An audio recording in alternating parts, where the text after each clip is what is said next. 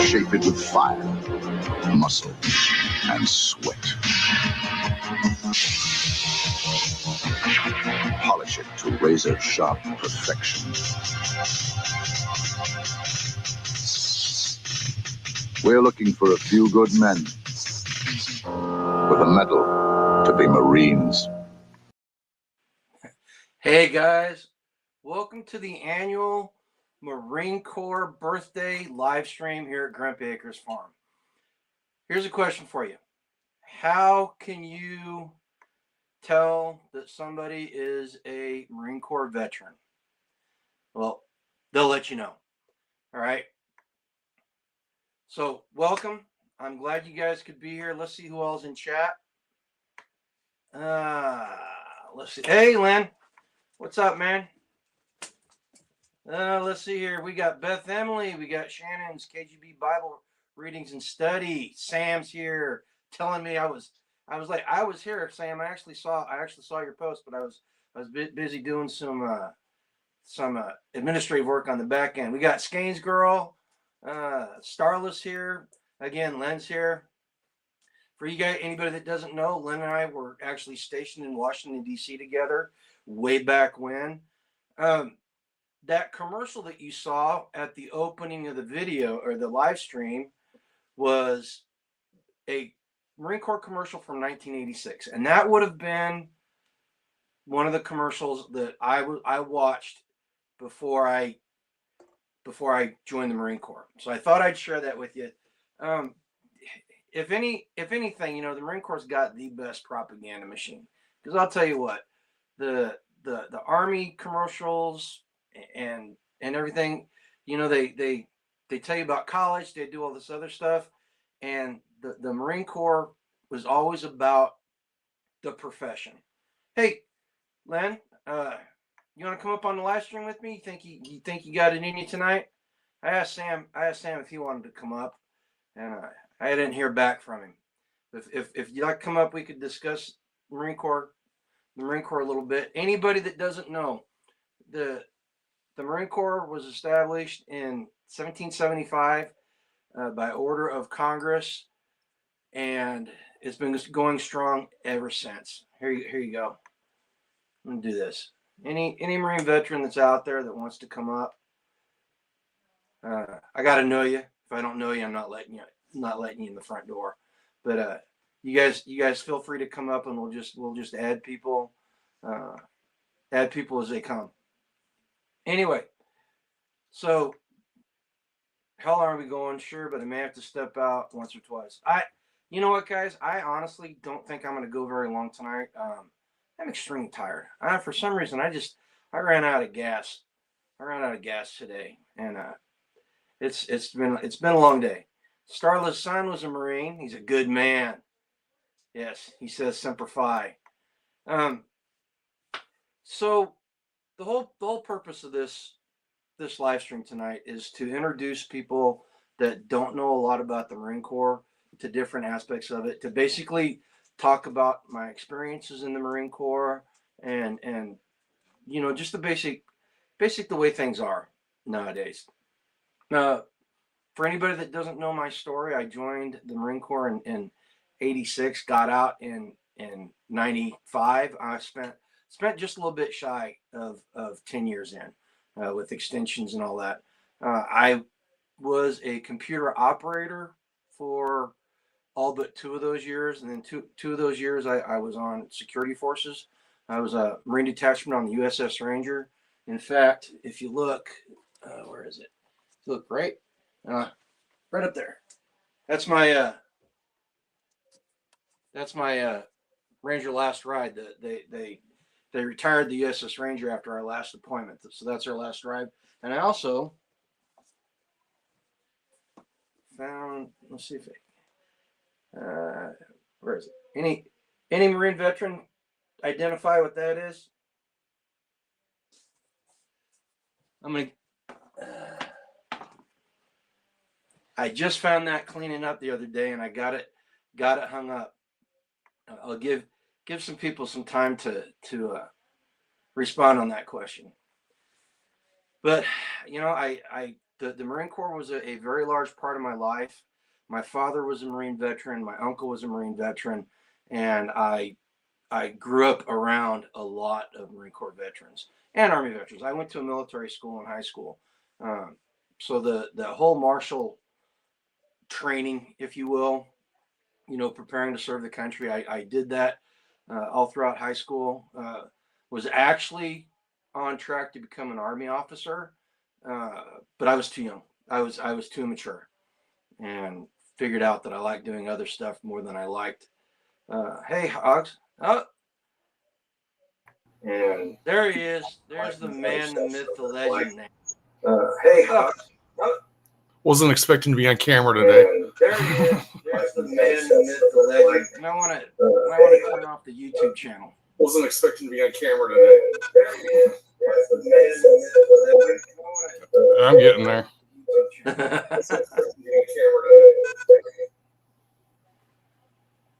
There you go. How you doing, buddy? I'm doing well. Yourself? Pretty good. Pretty good. Like I was saying, I'm tired today, man. I know what it is. I'm old and fat. Ditto. That's what the problem is. So Celebrating the birthday year. No, you know what, guys? Normally I would have a drink and take a toast. Tonight I am abstaining because I took more than one drink yesterday, and so I'm just 2 nights in a row is just a little too much for me. All right, so I'm having good old water right here. But Len and I met each other in 1993.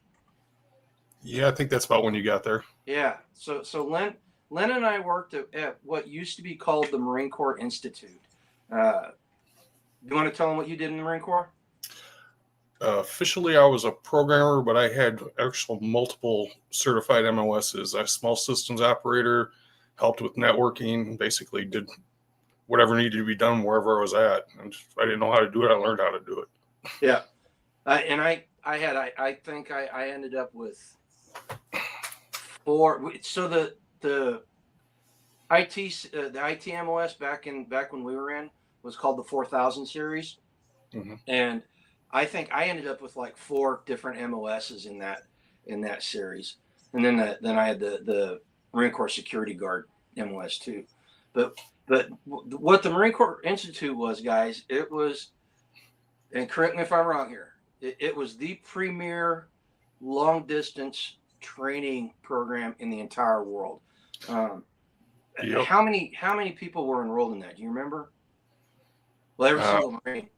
Just about every Marine, because it counted as points towards promotion, so everybody was always taking something. Yeah, and so what we did was we supported the organization that created all the MCIs. They're called Marine Corps Institute. So like this one, I still got all my MCI books that I took. So this is the new commission officer. That's hilarious. Like you can see a bookshelf behind me. There's at least 8 of them on that bookshelf. Yeah. You know what? From a prepping standpoint, the MCI books are a fantastic addition to your library. But I think that one year we did like over 1 million transactions, getting those books into people's hands and having them take the test and stuff, if I remember correctly. But I say it was world premiere because you remember when the Czech Army dudes came through and did a tour. It was right after the fall of the Soviet Union, and the Czechoslovakian military sent a delegation over to tour Marine Corps Institute because they were gonna start something like that in the old Czech Republic. I guess I don't know what it was called then. For a little context, there was no internet, or at least no internet for the public at that point. So it was all sending out books and test sheets, and you had to fill in the little circles in front of an NCO superior to you to make sure you weren't cheating. And it was at your own pace, but it was in your best interest to do it and get it done and get it sent back. They have since retired the Marine Corps Institute. It's all online now. Yeah. Yeah, I read about that, and I'm not going to lie. I was a little little disappointed. I was a little disappointed. They could have at least kept the name, right? Really? Just for old time's sakes. Well, and then they've done away with the 4000 series too. It's a different number now. I don't know. I don't off the top of my head. I don't remember what they call it. But it's an information technology communications thing, ITC. So they rolled a bunch of communication. Like standardizing across all the different branches of the military. Right. But Marine Corps Institute was part of the Marine Corps Barracks. What are your thoughts about the Marine Corps Barracks, looking back through the passage of time? I had a really good time there. I remember when I first got assigned to it, I was in Okinawa and I found out I was getting sent to 8th and I. And I was like, oh my God, I did not want to go there. I figured I would be spit shining garbage cans day and night. Just how bad the reputation was around the Corps. You don't want to be there. You don't want to be there. So anybody that knows, the Marine Barracks 8th and I is the premier duty station as far as the bigwigs think. That when you see the silent drill team and you see the evening parades on the parade deck, in front of the portico there, that is where that was. And our job, we did not march, thank God. Those are actually infantry units that did the marching. Our job was to act as greeters and seaters. You remember doing that? Yeah, in fact, I could tell stories. I don't want to run things up too long. But the guys that got to catch the buses and focus people in had it easy. It was usually me and DeMonte. They get stuck on center walk. You start the day there and you end when you're the last one to leave. Yeah. The guys catching the buses, they get the people in and they're done and they leave. Well, and I'll tell you what, man. Okay, this is gonna sound kind of bad, but it is what it is.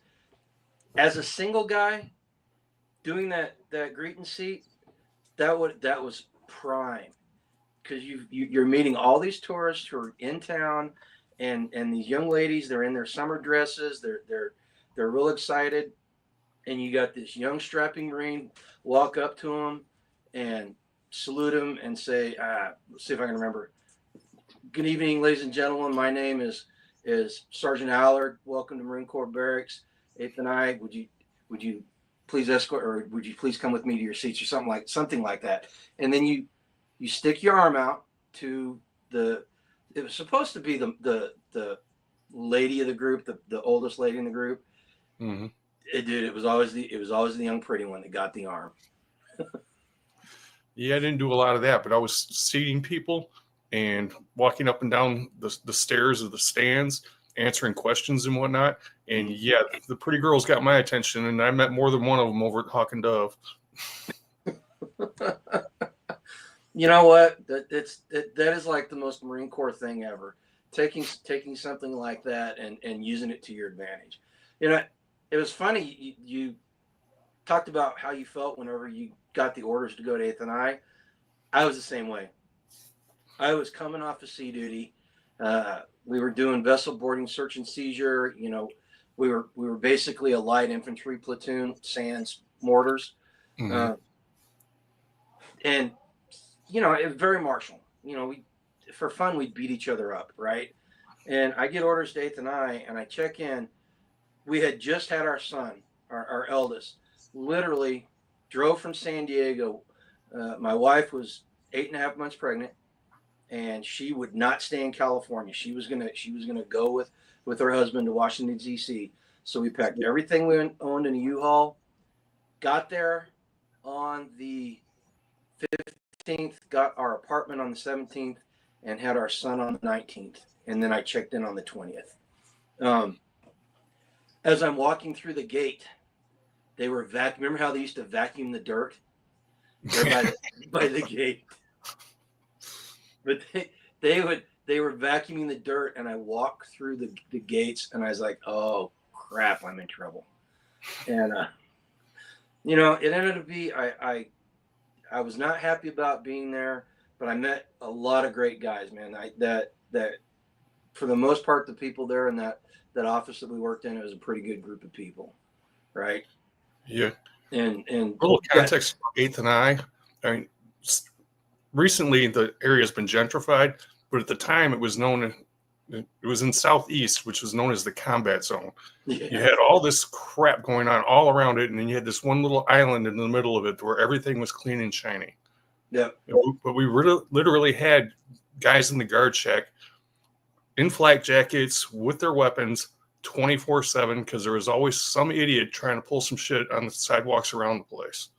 Well, and to give people context, if you think back to Washington D.C. in the mid '90s, the national story was that the D.C. National Guard was setting up these great big lamps in the alleys to stop drug deals and violence from going down.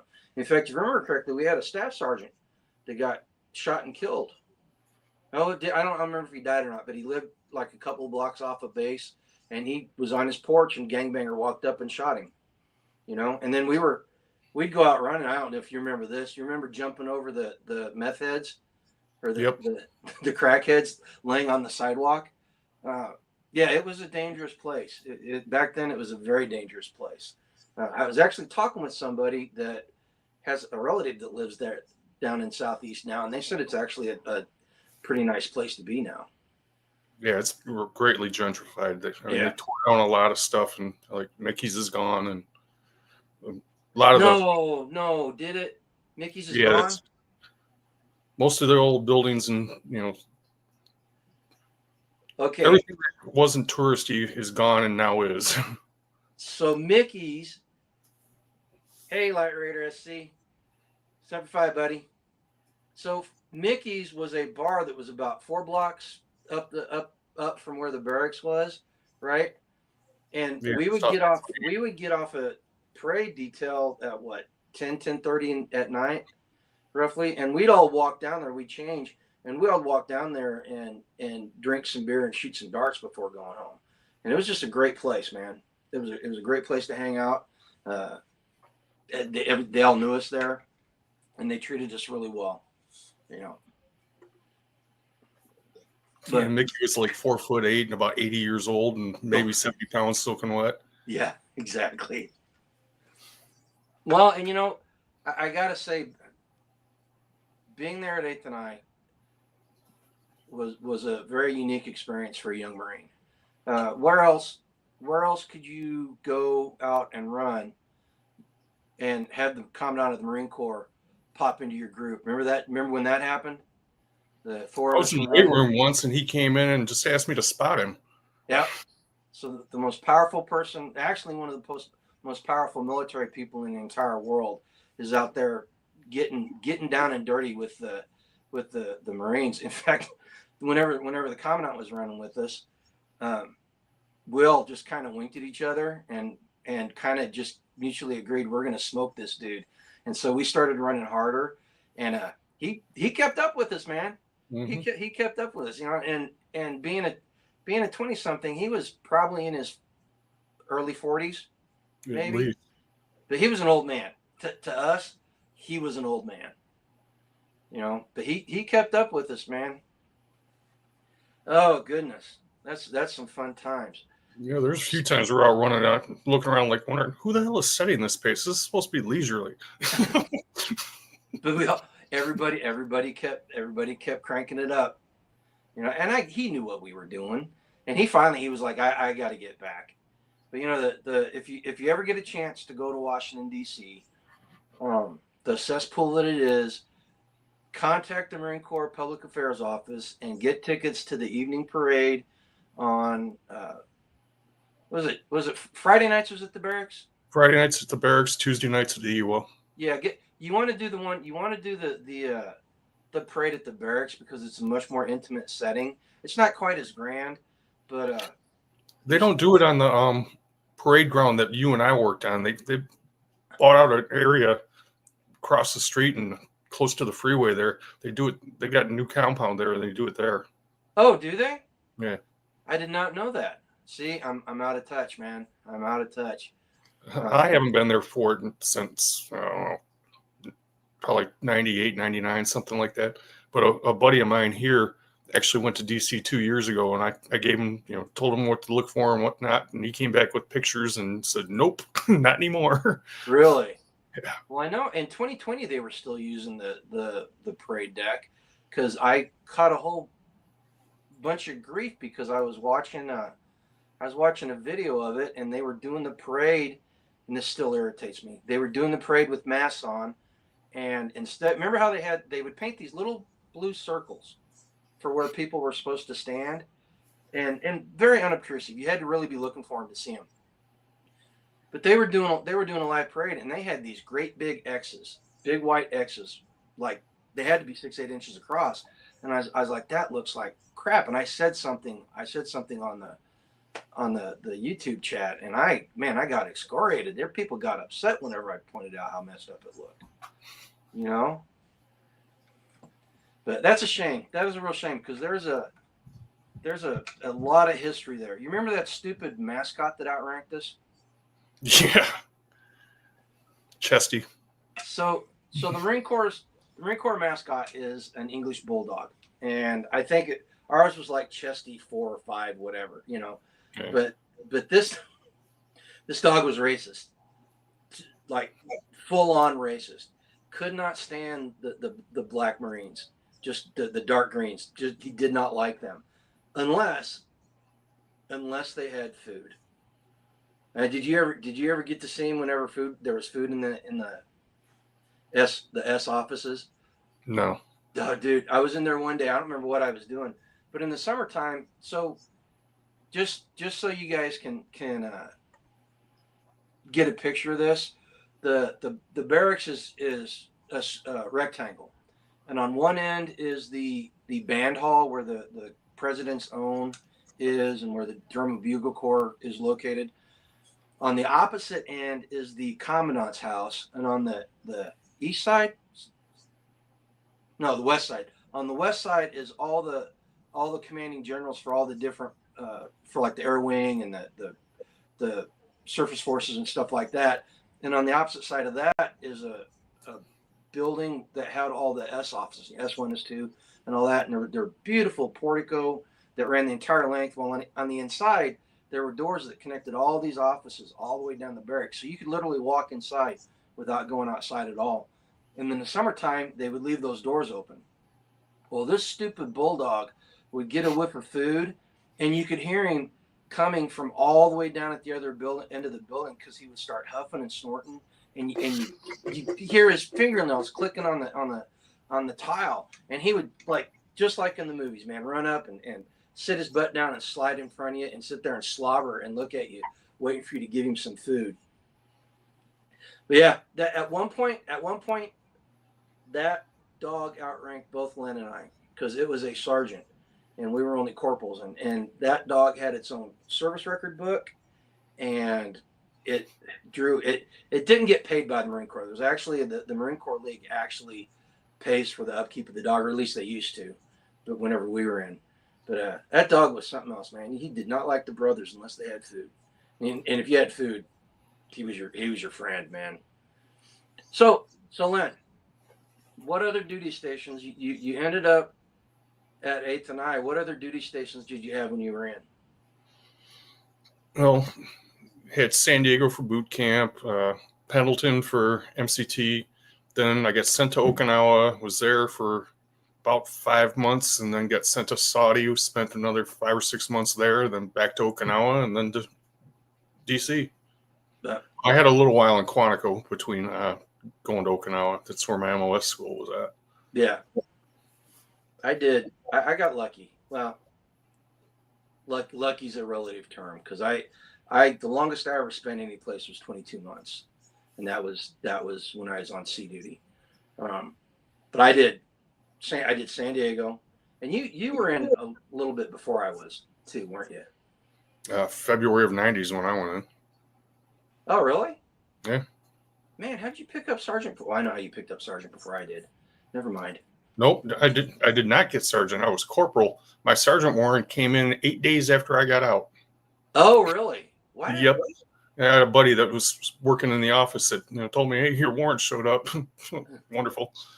Okay. Well, I picked up sergeants there, but I did boot camp in San Diego, went to Quantico for my schooling. Then I went to Yuma, Arizona, and from Yuma I went to Okinawa for a year.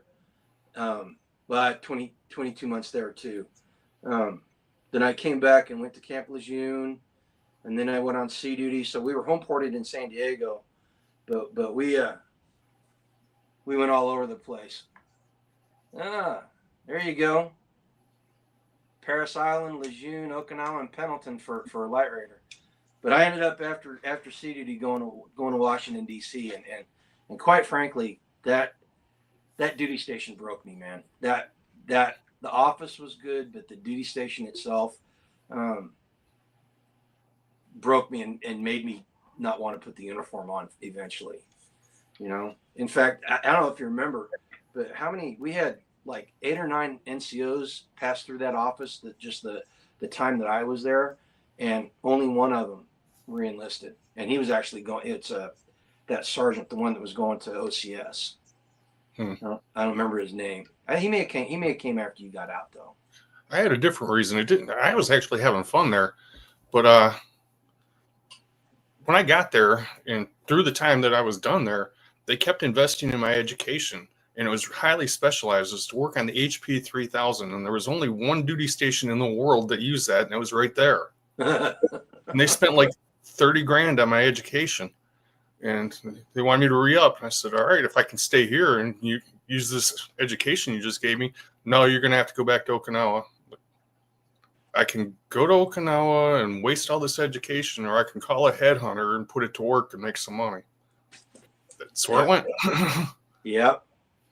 Well, and they do weird stuff happens in the Marine Corps. So I actually spent a year at the post office when I was in Yuma, because our unit rotated clerks through to do that, and it was only supposed to be for like 45 to 60 days. I ended up spending a year in the post office, and by the end of that year, I knew more about running a post office than I did about running a IT center, right? Because I didn't touch any equipment for an entire year, but I could do an entire post office by myself, because the staff NCO that was in charge of the post office left, and so it was 4 corporals running this. 2 of them were postal dudes, and then me and a bomb hanger, plane armor. Yeah, and they kept us there, and that was one of those things. I tried getting out of the MLS, and they said, okay, you can go be a grunt. No, thank you. no, thank you. There's too much walking. You know, and every time I tried to get, I didn't want to be in computers. You know, they were good for playing games, and that was about it for me. But every time I tried getting out, man, they kept telling me I could go be a grunt. You know. Yeah. When I first joined the Marine Corps, I went in open contract, and I did all the tests and whatnot. And it was at the end of MCT when I finally found out what my MOS was going to be. Really? 4063. What's that?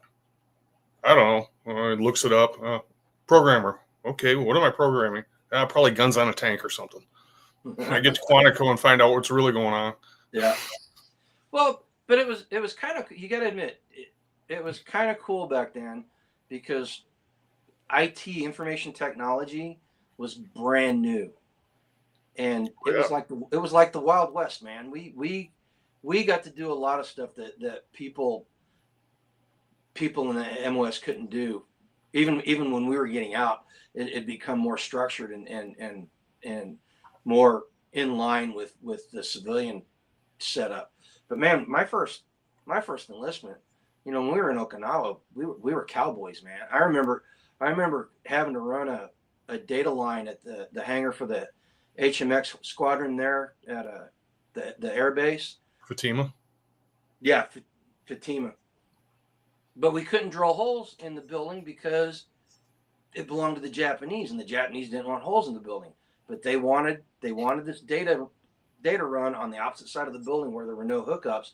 So we literally crawled on top of the roof and ran a cable, Cat5 cable, all the way across the roof, out one window and into another window.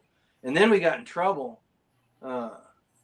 we got in trouble because we took sandbags from their little sidewalk that they had out front we took sandbags and used those to hold the cable down because we didn't want the hurricanes to blow it away. Yeah. Tactical awareness. Yeah, story for most jarheads. You're going to be a Marine. What 000? What the hell is that? Larry Ryder says he trained at Yuma. It's better. Yeah, there's not many places that are worse than 29 Palms. My wife's family, or her grandmother, lives up there in Yucca Valley, and we used to go up and see her all the time. So I, went on 29 Palms a couple of times when I was there, and got to see it. Typical Marine Corps station. 29 Palms. There's not 29 Palms by the front gate anymore. They cut them all down. Yeah, it's 29 stumps. Yeah, it's 29 stumps. Took tactical 2 weeks to figure out what an 0411 was. I went in. I went in on a contract for IT, and the long story short, I actually joined the reserves before I went active duty. That's why I only had 2 enlistments, but I was in for almost 10 years. It's because I was in the reserves and extensions and stuff like that. But I actually went in because I got fired from my job that day, and I was like, I got to do something. And the Marine Corps recruiter was the only one open, and I went in there. I was probably a little drunk. No, I was a little drunk. I'm not gonna lie. And I was like, I want to get out of here. I want to get out of Kansas City now. He said, well, I got a slot opening up in 30 days to be a computer operator for the reserve unit here. And I was like, I'll take it. And so I took that stupid data entry test, and next thing you know, 30 days later, I'm off to boot camp. So, and I then, for all my sins, I couldn't get out of the MLS. Tactical says he was supposed to be embark. Those are the guys that tell Marines how to properly load a ship and unload a ship. But yeah, Light Raider talked about Yuma. So Yuma, folks, Yuma, Arizona is probably one of the most desolate places on the planet. Seriously, there's some desert out there on what is that, I-10 that literally the cactus doesn't even grow out there. It's so dang hot. And it was nothing for us to be out running PT on when it was 100 degrees outside. They put that black flag up, but that was at Yuma. That's just a suggestion because you get used to how hot it is, and you go PT on your own if you're not doing it with your unit. Hey, Independent Mini. But so out of all the duty stations you were at, what in your opinion was the best one? Well, being in Okinawa in the time frame, this is Desert Storm, and actually going over to Saudi, and I was washing dishes on Okinawa when the fighting was happening. I went to clean up, but doing that, I got to go around the world twice and stopped at a lot of places, so that was cool. But while I was in 8th and I met virtually everybody you'd ever see on C-SPAN at that point. Got since the Marines that took care of Camp David and the White House were technically based out of 8th and I. Whenever you showed up there, you got the private, better inside tour. You got to see things tourists didn't see. And a couple days before I actually got out, me and Pam actually went up to Camp David and went in, and I've got souvenirs from it, whatnot, just working on some of their systems for them, trying to help out the guards up there. So yeah, not a lot of people out there that can say that they've been to Camp David. I never got to go up there. I never got to go up there. I'm gonna say naturally sea duty was the best time I had when I was in. I was doing something that was extremely exciting. For some reason, the United States government thought that I would be a good candidate to guard special and nuclear weapons. For some reason, in their wisdom. In their wisdom. and again, I'm like you, man. We hit 17 different foreign ports over the course of the 2 years that I was there, and well, some of those weren't.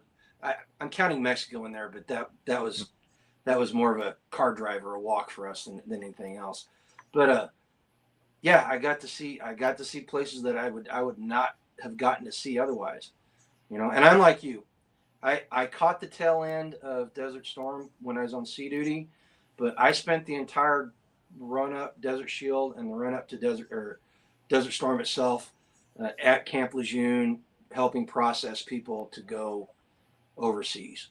You know, and you could always tell who the new people were because they had brand new the old chocolate chip camis. They had the brand new camis and the unscuffed boots, and you could always tell who the reservists and everybody was.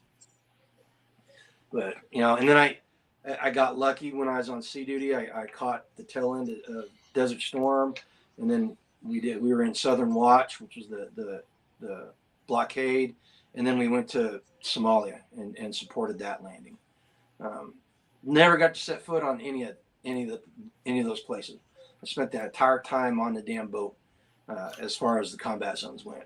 Yeah, the whole time I was never on a ship except for to tour the old World War II destroyer they had at the Washington Navy Yard. Other than that, I flew everywhere. Really? Mm-hmm. Went from Okinawa to the Philippines to Diego Garcia to United Arab Emirates to believe it was Saudi from there, but made a side trip over to Bahrain, up into Kuwait. And then when we left, we came the long way around. We flew over Egypt, but we didn't stop there. But we stopped in Ireland, then we stopped in Minnesota, then we stopped in Hawaii, then we stopped in Guam to get back to Okinawa. I did not enjoy flying on Mac flights. Light Raider says he got to ski from the north end of Norway to the south end in 1984. See that you could not have done that had you not joined the Marine Corps. Well, I don't know. I don't know your situation. So maybe you did. A lot of those flights, we were just hitchhikers. They were cargo planes, and we were just sitting in the whatever netting they had in them. Yep, I did that once, and I was like, okay, never again. That was an uncomfortable flight. Yeah. I was supposed to fly down to the Philippines, and I've told this story before on here. I know I have. So if some of you heard this before, so this guy that I was going down there with, he went down about 4 days earlier because he was actually doing something for the Marine Corps, and then they let him stay down there, and he was going to fly MACV back. And the day before I was supposed to fly out, I talking to him on the phone. He's like, listen to this. And in the background, I hear, tack, tack, tack, tack, tack, tack, tack, boom. I'm like, what the hell? What the hell? He goes, I'm eating breakfast. The tank just went by. They're having a coup. It was that coup that they had in the late 80s, and they shut down all flights to the Philippines, all leaving everything to the Philippines. They shut it down cold, and so I did not get to go to the Philippines.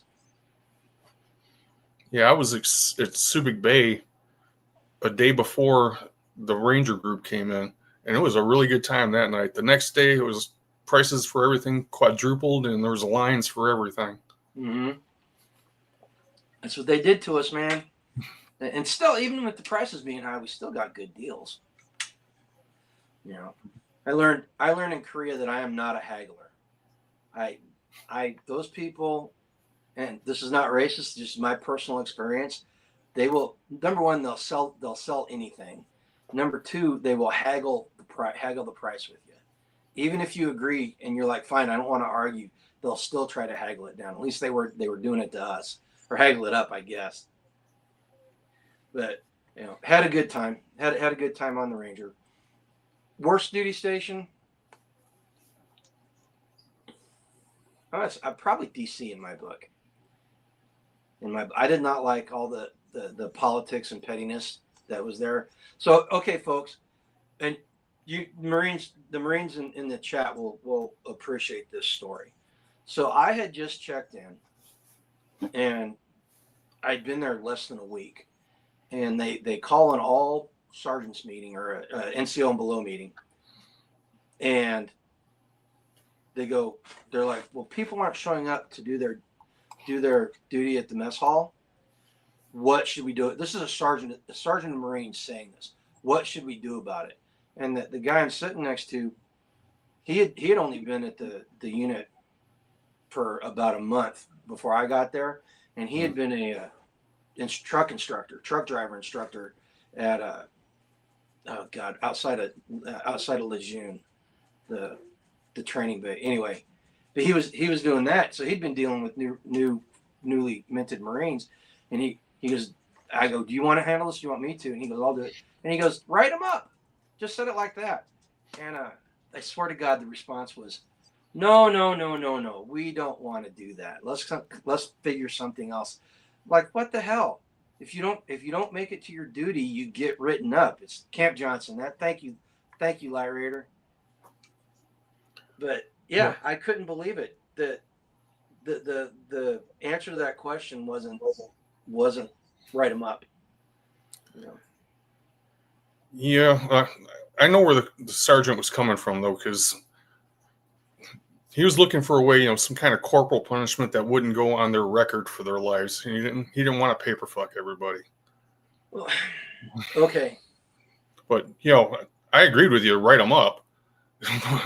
Well, apparently it had been going on for quite a while, and people weren't listening. I would have given everybody a pass up to that point, and I would have said, you be where you're supposed to be, or you're going to get written up, right? Just It's that simple. Hey, Anti, what's up, man? But yeah. So what do you think about the changes you've been hearing about with the Marine Corps? They got rid of all their tank units. I still remember being at Camp Lejeune after the Gulf War was over, and seeing these train cars coming in with M1s on it that the Army had just basically left them in Kuwait and said, "Here, you Marine Corps can have them," because they were old and used. But they got rid of all their tank units. They've done away. They've pushed. Let's see if I can get this right. They pushed scout snipers to divisional level now, or is it the other way around? They pushed scout snipers up one level or down one level, so it's the organization's not the same for scout snipers, and they're totally revamping the Marine Corps to get it back towards the more traditional role of amphibious warfare.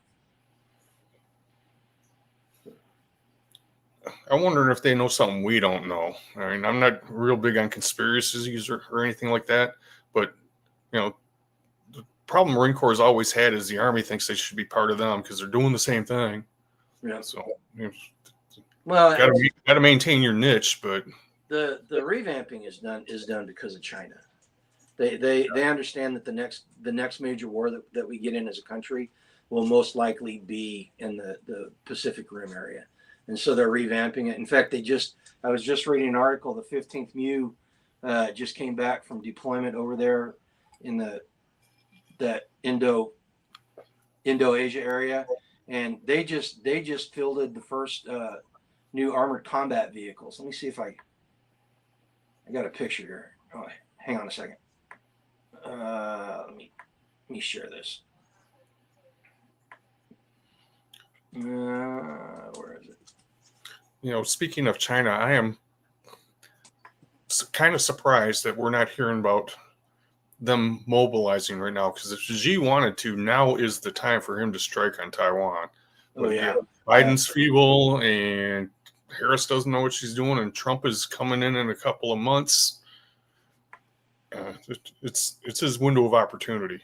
Yep, absolutely. Well, and I think that's what they're afraid of. Okay, here we go. So this is the new amphibious combat vehicle,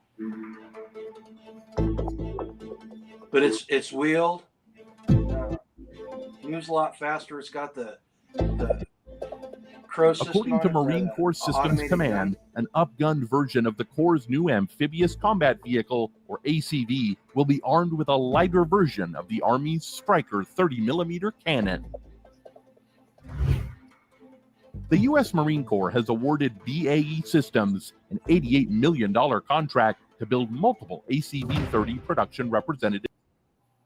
Yeah, but they're 88 million? What, are they going to get, about 20 of them?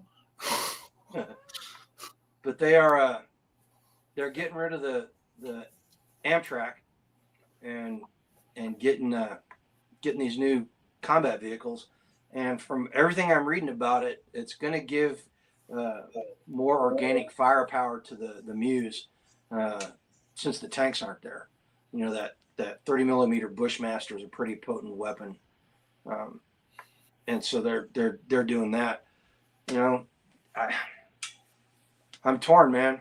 I'm torn. I don't want to see these guys go into combat, but I'm glad that they're finally getting back to the roots and doing things where they're supposed to. Okay, so Blue Butterfly, this time is so on my nerves. DST, you know, it's Central Standard Time is God's time. It's the only time zone that matters, right? that's what we say here. So that's what it is. Yeah, they're vamping up, and they're getting more light and more mobile. You know, and they're adding. They've got they're up to the F-18J model, I think now, which is like the back when we were in, that was the Super Hornet. Mm-hmm. That was the very first version of the Super Hornet. Daylight savings time. Actually, I'm glad. I liked it. I like it and I don't like it. I can get home and do stuff, and I'm not having to leave the animals in until 9 o'clock in the morning because it's so stinking dark around here. But so I don't know, man. It's a lot of changes have happened since we were in. I asked Sam if he wanted to come up. He kind of disappeared on us. I was going to ask him to come up. He was in 03, and he was in 03, and he's got a whole different view of the Marine Corps than what we have. His Marine Corps was completely different than ours. Well, back when we were in the old Corps, dang nabbit. That happens with every generation. As a matter of fact, I'm a member of the American Legion over here, and I'm probably one of the youngest guys in there. Mm-hmm. There's still some guys from Korea in there, and there's a whole lot of Vietnam guys in there, and all, you know, it's not like they're in there talking about war or their experience all the time, but every once in a while somebody will say something, somebody else will comment, and it gets things started. But yeah, back in the day, every generation says that. Yeah, dude, when I first got into my VFW post, we had a guy that was a Pearl Harbor survivor. Mm-hmm. You know, he could barely stand up, but every time the national anthem played, this dude would stand up. You know, but yeah, it's definitely a different Corps than when my dad was in. My dad used to tell stories about the corporal punishment that was meted out in boot camp, and I don't know how it was for you. I never got punched. You know, I got hit with a canteen on the end of a cartridge belt, a full canteen. I got hit in the stomach with one of those once, but to be fair, I deserved it. I would hit me too. You know, but got yelled at all the time. But the senior DI did flip over his desk once, and it hit a couple of us. Oh yeah, we had. I still remember. The only drill instructor I remember was Sergeant Loaiza, and that's because we called him the Brown Tornado. He's a Mexican dude, and he would come in and like a freaking whirlwind from one end of the squad bay to the other. And by the time he was done, every single rack was messed up. Every single foot locker was messed up. And then he'd give us like 5 minutes to fix everything, you know. And there's a couple times he came in drunk. I'm just saying. Yankee says his dad got the butt of an M1 to his head when he was in. I believe it. Those old DIs back in the 40s and 50s, man, they were preparing people to go to war, and there was a completely different tone to the training than what peacetime Marines went through. You know, because I know. Oh, Andre says he's a bit younger, from 02 to 05, so he got to probably got to see some stuff. No, look at that. You know who that is, don't you? Mm-hmm. But oh, here's a story, since Ian is in here. This is my son.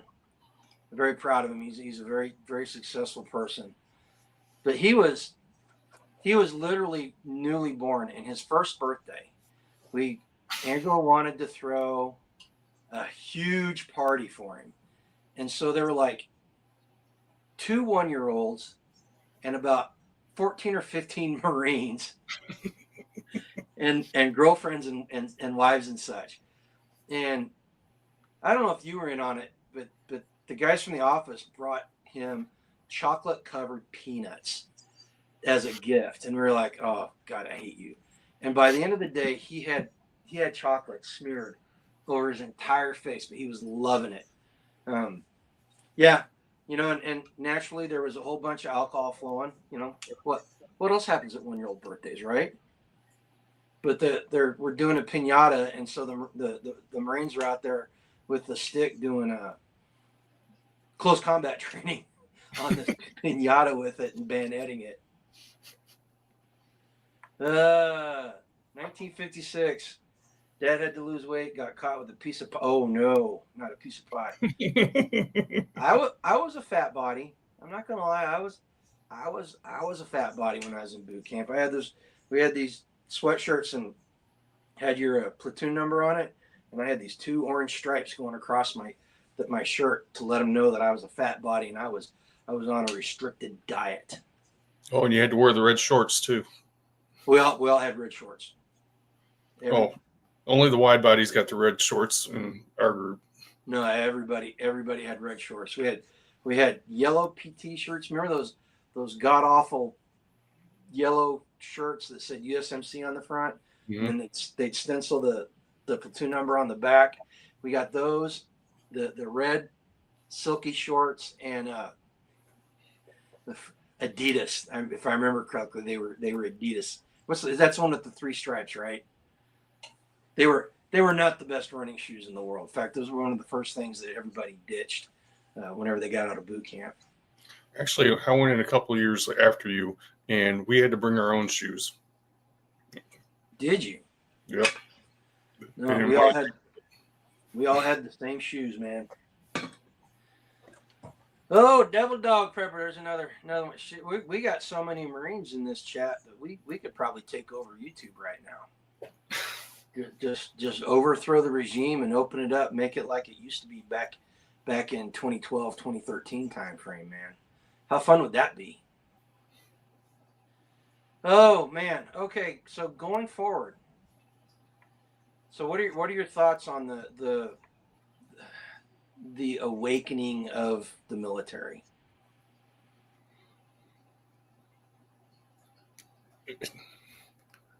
To be blunt, it's dangerous.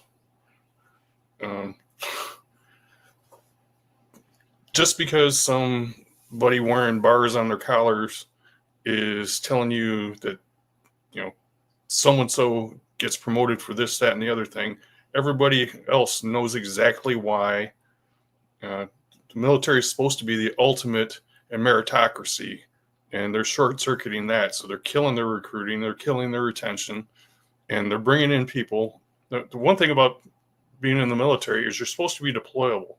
If you're showing up to get free treatments to turn he into a she or vice versa and whatnot, of what use are you there? I mean, I don't care what you want to do with your own personal life. There's a reason to be here, and that ain't it. Well, and right there, what Andre says, remember all the dogs who did Fallujah. It's been 20 years since the second battle of Fallujah. You realize that? How crazy is that, man? That is insane. I still remember watching that. You know, I was fortunate. I did not know anybody that died in combat. I did know a couple guys that lost their lives while they were in. Of course, not very many people got killed in the first Gulf War. It was kind of, I honestly, I don't think you could pull off the first Gulf War now, because the lefties in the country would be screaming how unfair it was and how disproportional it was. Yeah, that's the point. Exactly.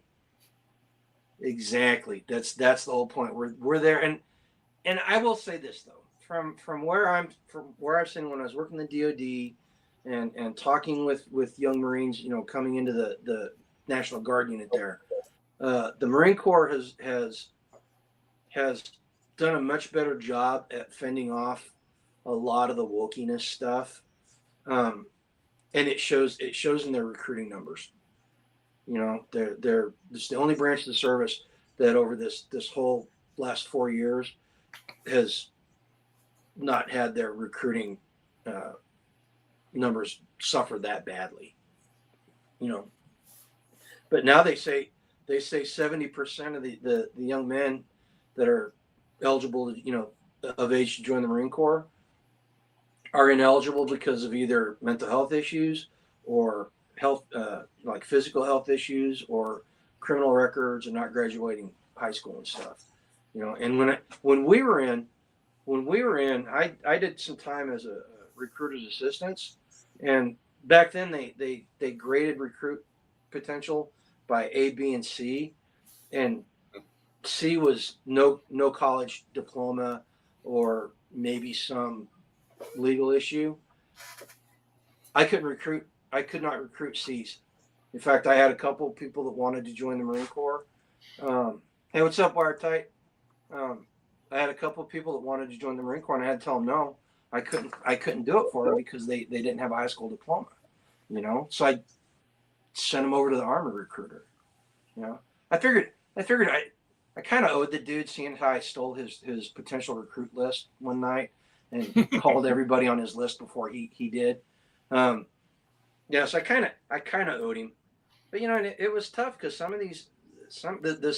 this one girl, she played basketball for my dad there at Adams State, as a matter of fact, and she wanted to be a truck mechanic, and she came from a family of mechanics, and that's what she wanted to do, and the Marine Corps wouldn't take her, but now, and I don't know what the recruiting standards are now. The local preppers probably wanted to talk to about that, but it's a completely different world. They changed the tattoo standards too. Did you see that? I did not. I don't keep that close of tabs on it. Well, I was reading it. So when we were in, you couldn't put them anywhere that they were visible when you were wearing your Charlies or PT gear. Well, the PT gear was for I at one point I wanted to go do embassy duty, so that's why all my tattoos are up above my short sleeve line and my UDT shorts that I used to remember. Did you ever wear those things? Yeah. It's like the shorts from the NBA in the 70s. Oh yeah, exactly. Yeah, but I had to have all. But you couldn't have visible tattoos in your Charlies, like Lynn was saying, and now they can have them all the way down their arms stuff. And I'm not complaining. I'm not saying that's a bad thing. It's just, Devil Dog had silkies, and we had the silkies when I was in boot camp. We graduated as soon as we got out of boot camp. Everybody chucked the silkies and got those green cotton ones, or poly cotton ones. The silkies chafed. Yeah, exactly. Yeah. And Andrew, thank you very much, man. You didn't have to do that. We appreciate it though. We appreciate the super chat. I guess that's a super chat. I don't know. I'm so used to it. We don't get things like that very often. So I'm not sure what they're called.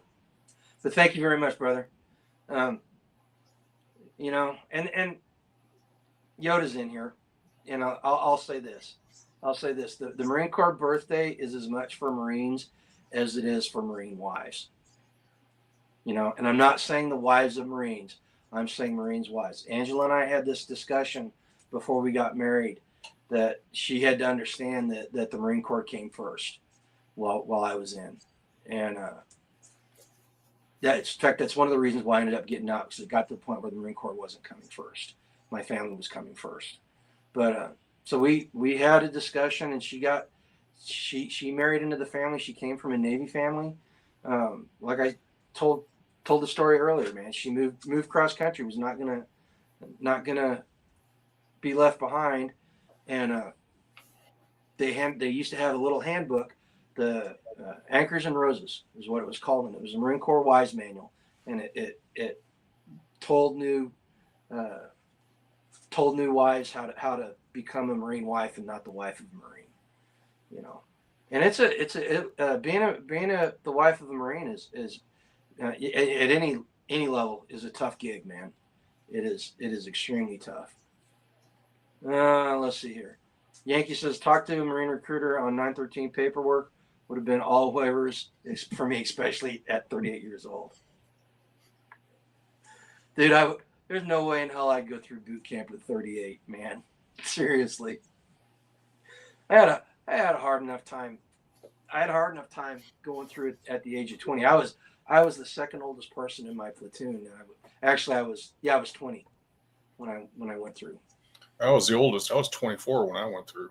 Were you? Yeah. You know, but I was like, I had a hard time, you know, because I had all this formal military training, and I'd been out on my own, you know, living by myself for 2 years. So the understanding that these sergeants were basically the same, the drill instructors were basically the same age I was, maybe a little bit older. There were a couple times it was hard for me to deal with it. You know, luckily I'd been through enough training. I knew to just keep my pie hole shut and not say anything. You know. Yeah, well, I grew up with an uncle that had been in for 16 years. He was, I think he was master sergeant. I'm not positive on that, but he was definitely a gunny, if not higher. Mm-hmm. And yeah, we actually lived in the same building the day before I was shipping out to go to boot camp, and he just said, do what you're told, keep your mouth shut, and whatever they say, no matter how stupid it is, just yes, sir. You made me think of my uncle. My uncle was a Navy guy during World War II, and I was home on leave, getting ready to go to Okinawa. And so he's like, "So where are you going?" I said, "I'm going to Okinawa." And he gets his look on his face, and he's like, "Nope, been there, didn't enjoy it, don't want to go back. You won't have any fun." I was like, "Huh?" Turns out he was on an LST. They got hit by a kamikaze pilot, and so he just did not have fond memories of being in and around Okinawa. And I wonder why. Yeah. But yeah, Angela said that it wasn't all terrible because she got to feed you guys. She was kind of like the unofficial mom for everybody, because she was always baking stuff for everybody. And remember when I got her the cake decorating class for her birthday that one year? Poor Len, all the dudes in the office, man. Angela was making a cake every single day for about 4 weeks. And it got to the point where I couldn't take anymore, so I started taking them in. And after about a week and a half, man, I don't know if you were in that group, but I remember somebody pulled me aside and like, dude, you can't be bringing all these cakes in anymore, man. We can't take it anymore. There's just way too much cake.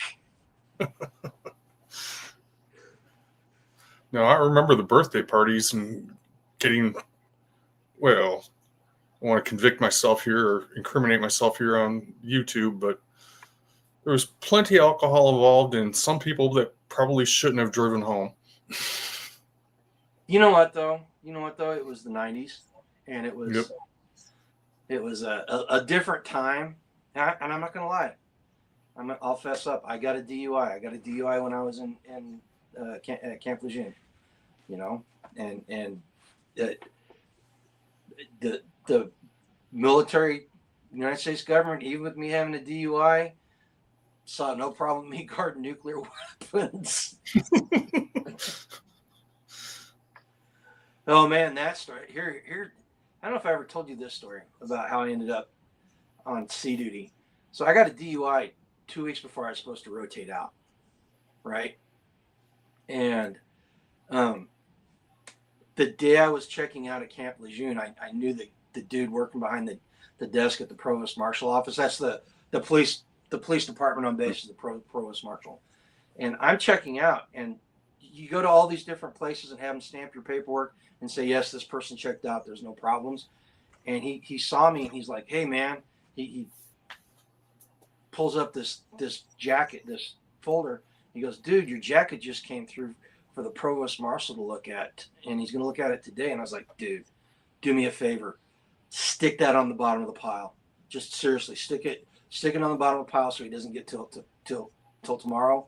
And he did that, and I managed to check into my unit for training at security forces before word got back through the system that I had a DUI. And by that time, it was too late. I was already in the training cycle, and they were like, "Ah, screw it, we'll just let it go." So this is one of those. This is a lesson, people. This is a lesson to get to know the people around you, get to know your neighbors, get to know people that work in these different offices, because you never know when it might come in handy, right? And it doesn't hurt at all to just be nice to somebody, right? And coming from me, that's a big thing. But, well, we've been at this for about an hour. You got anything you want to share with anybody? Story about the Marine Corps, or your thoughts on the Marine Corps, just what's going on in life right now? Smartest thing I ever did was join the Marine Corps. I was a poor kid living in Detroit, and I mean the city proper, not the general area. I was 3 miles from Tiger Stadium, and had a bunch of dead-end jobs doing construction and restaurant work, that kind of thing, and it was a really bad area as far as economically and whatnot. So I finally had enough, said I'm going to join the Marine Corps, be like my uncles and whatnot, and see the world, let somebody else pay for it, and got that, and a hell of an education, and the life I've built since then is based on that decision. So for me at the time, it's the smartest thing I ever did. Well, then same here. My only regret with joining the Marine Corps was I didn't do it straight out of high school. I shouldn't have wasted time with ROTC and playing football in college. I should have just joined straight out of high school and gone open contract and just taken whatever was given to me. But shoulda, woulda, coulda, right? But I'm with you. Yep. I'm with you. I was headed the wrong direction. I was either going to end up dying from alcoholism or ended up in jail if I kept on the current course. And I needed a change, and I made it. Went over from reserves onto active duty, and like you, got to see the world, got to do a lot of stuff that I would not have got to do otherwise. You know what? And again, as much as I bitch and complain about being IT, it provided a very good a very good life for my wife and kids. Seriously. I'm not gonna say that it was all perfect for my kids growing up and all that, but it was a good life. And I grew up, my parents were school teachers, and I grew up poor. I didn't realize we were poor. Well, not poor, we were broke. I did not realize that we didn't have any money because my parents hid it really well.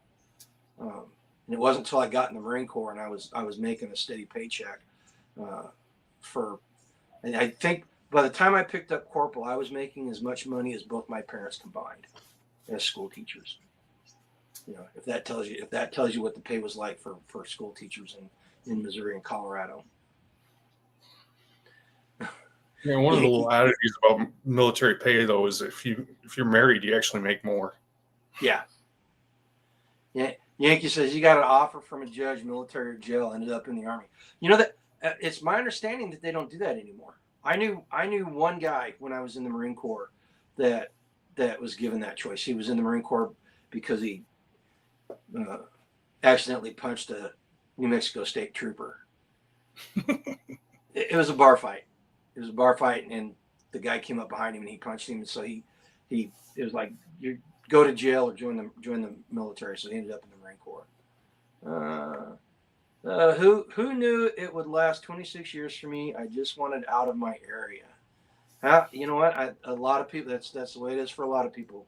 They're a light raider, you know. And I'm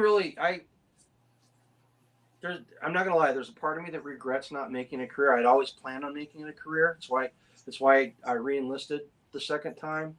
You know, and I went on sea duty so I could get my card punched and have everything in order so I could get promoted and all that. I don't think my family would have survived me being in the military for another 12 years, or at that point it would have been 10 years.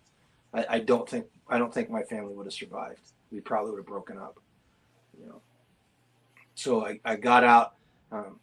Part of me has always missed it, but there's another part of me. It's like, man, especially nowadays, it's like I'm not a young buck. I can't do the stuff I used to do.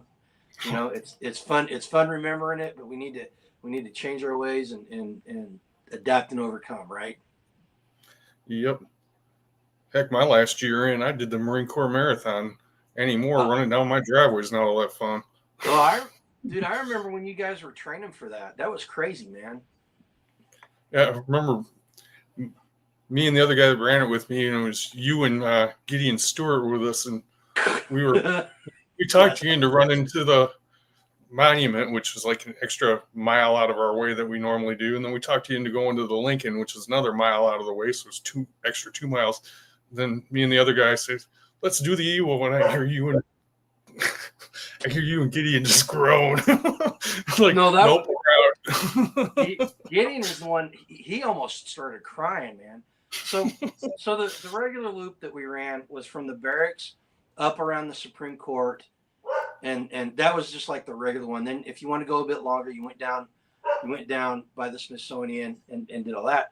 Well, these two knuckleheads, they're like, "Come on, let's keep going," and we were. It was a good pace. It was a really good run, but by the time we got down to the Lincoln Memorial, it was turning into like a 6 mile run, right? And we get down there, and I was like, okay, I'm getting tired. I do not like running this much. And you guys go, hey, let's run up to Ewo, and I could hear Gideon behind me, and he goes, he literally said that. That's exactly what it sounded like. And I was like, God, I'm not going to Ewo. You guys go on and go without me. I'm bailing. I'm going back.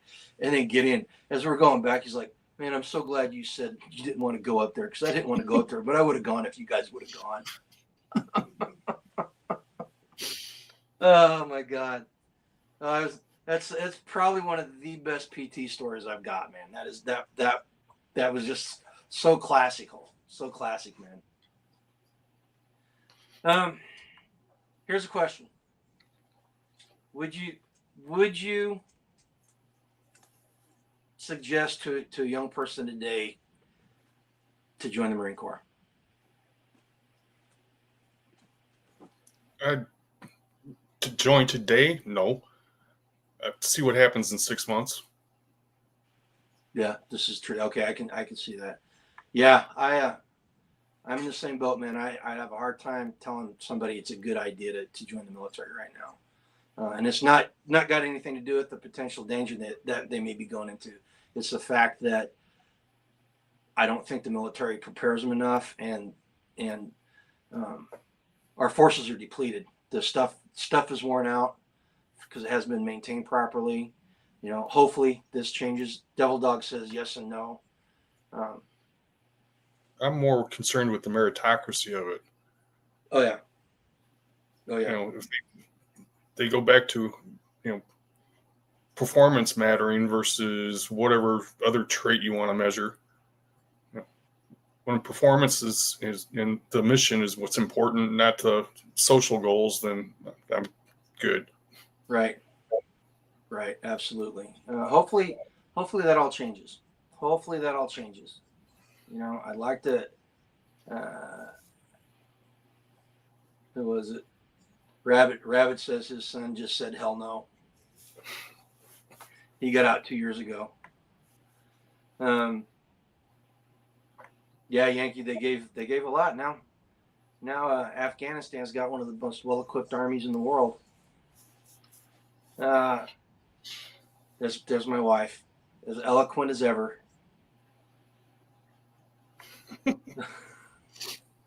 But you know She's what? always been so dainty. If a young person is bound and determined to join the military, I would tell them to join the Marine Corps. If they're just bound and determined to do it, I would suggest they go that route, because it's always going to be, there's something special. I try to explain this to people, and anybody that any Marine that's in the chat, tell me if you think this is a true statement. The sum of the parts for the Marine Corps is less, or I'm sorry, the sum of the parts in the Marine Corps are greater than the whole. Just everything that makes up being a Marine and being in the Marine Corps is greater than its individual parts put together. There's some that esprit de corps, the mythology that you're endowed with, the history of the Marine Corps. It makes you a different person. It really does. The fact that we're sitting here doing this right now says what kind of impact it has on you. Exactly. It's been 30 years. God, has it been that long? It has been, hasn't it? No, it's been almost 40. No, math is hard. So what's your favorite flavor of Crown? Of what? Crown. As in whiskey? Yeah. No, Creoles. What's your? Because we're Crown eaters, right? Come on. I do, but you caught me out of left field there. I'm not actually a big whiskey drinker. I probably drink more of that with you guys than I have in the rest of my life combined. No, not Crown. Like Crayolas, like the things you color with. If we're Crown, red's my favorite flavor. All right, that's my favorite flavor of Crown. So the whole joke that Marines are Crown eaters because we're nothing but a bunch of stupid jarheads. I had never heard that before until, God, it had to be the mid 2000s, whenever that became a thing and they started making that joke. First time I heard a Marines eat Crown joke, that was the funniest damn joke in the world. The whole idea that we're just nothing. See, Light Raider says blue is his favorite flavor. The whole idea that we're nothing. We're just sitting around eating Crowns and waiting to go break people's stuff and kill them. Just appeals to me. All right, guys, listen here. I got. Where is it? Okay, so I ran that Marine Corps commercial at the beginning, and it's really weird because it's commercials from 1986, and so it's the Marine Corps commercial followed by a Mark Harmon Coors Light commercial, and I almost ran the whole thing because I thought it was really fitting that they would run a beer commercial right after a Marine Corps commercial. Because let's face it, folks, we were born in a bar, a tavern, Ton Tavern, and at least when we were in, everything revolved around alcohol. All the ceremonies and everything revolved around some sort of alcohol consumption. The Marine Corps Birthday, huge drunk fest. Huge drunk fest. Yeah, Ton Tavern. Yeah. Well dressed, though. Oh, yes, we were very well dressed. Very well dressed. I would go into our mess night there at Coronado, but I don't want to get yelled at by my wife because we were very naughty, and her mom was the head of MWR on North Island Naval Air Station, and I got blamed. I got blamed for everybody's behavior. She was mad at me because of how much alcohol we drank and how disorderly we became. Okay, guys, here's what we're going to do. Let's see here. We're going to go out. Lynn, what do you got going on your on your channel? I've actually been a little delinquent on that. I've got like 8 different things that I've filmed parts of. I just haven't sat down and put it all together just because other things in life are getting in the way. And you put out a 10-minute video, but just, hours of filming and then editing and all that kind of stuff. And I've just been busy. I'm actually doing what I'm teaching people to do. I mean, I'm researching investments and that sort of thing. I don't really want to push the channel. I'm not even going to mention the name. Okay. It's a legacy thing for, I'm trying to teach I got a lot of nieces and nephews that are about to become adults, and I want to give them a heads up, basically a financial education that I hadn't had at their age. And I'm sure they haven't either, just so they start thinking about it then. They don't learn it the hard way like I did, give them a 10, 15, 20-year head start. So here's what we're going to do, guys. Let's share that. Let's see what we got here. I'm going to make this full screen because, quite frankly, I don't want to have to stand up. I'm tired and my leg hurts. But we're going to go out. Folks, thanks for joining us on this, Len. It was great talking to you, man. It's been a long time since we caught up like this, man, and talked about old times. Folks, if you want to support the channel, again, feel free to go down and check out the affiliate links down below. Anything you get on there will help you become more self-reliant and prepared. And that's what this channel is about. It's about sharing our experiences. Most importantly, guys, I need you guys to go out and go live a life done free tomorrow, okay?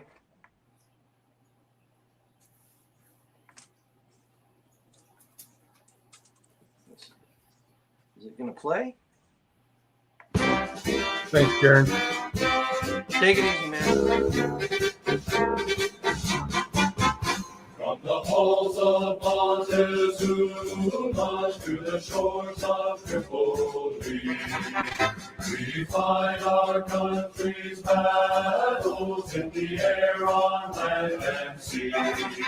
First to fight for right and freedom, and to keep our honor free. We are proud to claim the title of United States Army. Our flags unfurled to every breeze, from dawn to setting sun. We have fought in every clime and place where we could take a gun. In the snow of far-off northern lands and in sunny tropic seas, you will find us always on the job, the United States Army. Here's health to you and to our Corps, which we are proud to serve. In many a strife we fought for life and never lost our nerve. If the Army and the Navy ever looked on heaven's seas, they will find the streets are